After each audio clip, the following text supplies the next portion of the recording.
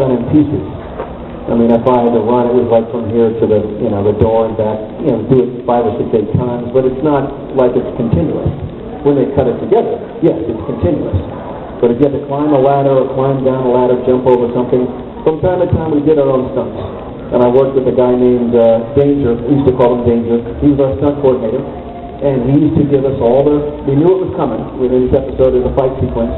And he would have to choreograph the fight sequence beforehand. We had to work on it for a couple of hours and then come in and shoot it.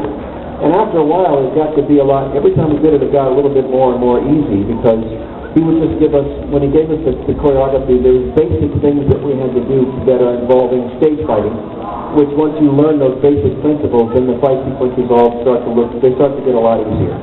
And plus a lot of that is a lot of tricks with the camera, so angles and tricks with cameras that make it look like you're hitting someone, but in fact, this may be that far away from their face.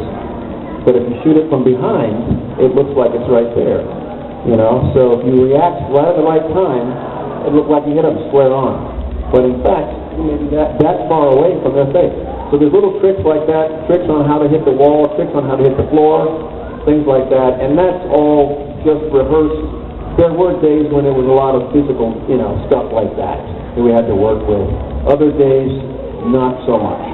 The only physical work was my walking from the trailer to the craft service table to get some snacks. And that was the extent of most of the physical labor. It wasn't, because everything's done in pieces, each one of those things is segments, only, bits and pieces here. And Katie might have had a little bit more than I did. And those sets, when you see the trees and the dirt and the forest and all that stuff, they built those. There was an alternative stage they would bring in all the dirt, they would bring in the trees, they would bring in all stuff was real. They would plant it, they would design it and build it. It was all done on stage 16 at the time. We had stage 16. Giant alien laboratories, whatever. They would bring that stuff in and build it in 3 days. I walk over there and it's holy moly. Last week it was an alien lab, now it's a forest. Those guys were, or desert. Those guys were incredible, yes. My next adventure is flying out of here, man. My adventure is getting to the airport. That's my next adventure. Right now I don't have anything planned. I'm talking to someone about directing a horror, the vampire flick of some type this guy wants to do in Virginia, and I'm talking to him about doing that right now. Just talking about the story, the script, and also negotiating fees and all that stuff. So we're just talking about that. He wants to do it this summer, so I'm talking about doing that with him for a couple of weeks. If it happens, it happens. If it doesn't, it doesn't. And I'm talking to somebody else about doing another feature project based on the Leo Gorcey, an actor from the 1920s who did a lot of comedy stuff. Autobiographical picture he wants to do with a lot more money, considerably more money, and bigger names. But he wants to talk about me doing that with him as well. We'll see how that goes. He's based in Seattle. Yes. Yes. Did I make it my own? The tactical station? Did I make it my own? Well, the tactical station, there's a lot of buttons on that console, and there was a red button you weren't supposed to touch. And I ended up taking a little bit of it home when I left. But anyway, the tactical station, no, it was already designed that way, and it was there, when you went there to work. So it wasn't really anything that I tinkered with, except sometimes I took a nap up there while they were lighting, because it took longer to walk back to the trailer than to just lay down and take a nap right back there. So there were times when I may have only had slippers on while I was standing there.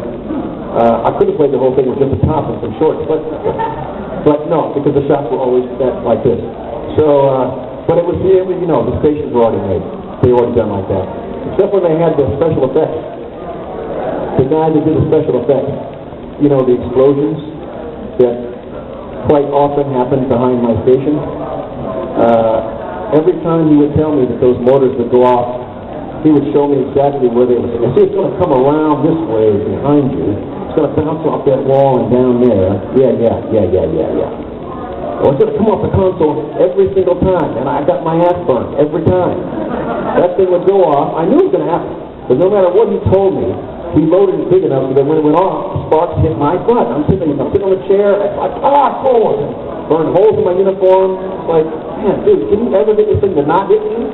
So every time you see an explosion behind Tuvok on that station, I got scalded back there by that thing.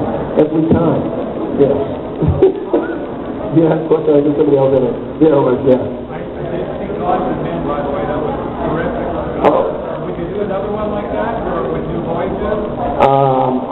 Well, Gods and Men was an independent feature film, so it was separate from Voyages. We just used their set. If they wanted to do another feature, I would direct it. Certainly, I would love to do another one of those if I had a chance to. It was a grueling experience because we were doing that on a shoestring budget, but it turned out nicely primarily because a lot of people volunteered, their expertise over the year and a half after it was shot to get that thing made. Otherwise, we couldn't have done it. It would have been way too expensive. We got a good-looking piece of film because people really dedicated their time and expertise to it for free if they wanted to be involved in it. It was great. But yeah, if I had a chance to do it again, I would do it again. It would be fun, kicking a pants, yeah.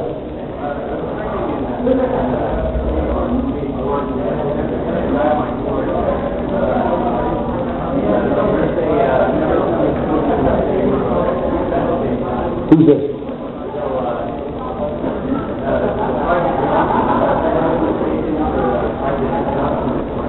Private Johnson? Who is it? The guy you work with looks a lot like I do? Tell him don't go to LA because I got enough competition as it is. All right. Only people running around looking like me, they get the job for less money. There was one other actor who was on television, and I want to say the mid-90s or so, who did look a lot like I did. And somebody told me they saw him on a show. They said, oh, this guy looks just like you. He's an actor, such and such. Did you do this show? I said, no, I didn't. But somebody else looks just like you. And I said, yeah. Everybody looks like me. And I saw him, and I said, damn, he looks like me. That was the weirdest, strangest feeling to see somebody who does look like you. I have to admit, it did. I've not seen him since, because I took care of some things, and he's no longer with us. Anyway, I had to, But I did see him, and it was very creepy to see that. Very strange. He was a doppelganger, no question about it. Yes? Do you guys ever make any, sort of like jokes, particularly like 20-year jokes? It's always jokes about each other's characters and anything like that? Oh, did we ever make jokes about each other's characters? No, but there was a lot of stuff off camera while you were trying to do your lines that was pulled. Paris, the character that plays Paris, Robert McNeil, would sit in front. He was always in front of, all of us. So when they shot his coverage, we're behind him. So we can't mess with him because he's not looking this way. But when we shot our coverage, we have to look at him. So he was always goofing off and doing stuff in the chair and trying to make you crack up. Ethan Phillips constantly, if he's on a bridge with me, he's harassing. He's harassing me constantly. He would stand next to me before we shot this, before we did the shot. If it was on me and I had some dialogue or whatever, he would stand there next to me, and he would whisper in my ear he would say, well, looky there's the Vulcan. Vulcan tactical officer. He thinks it's all real. Doesn't know it's just make-believe.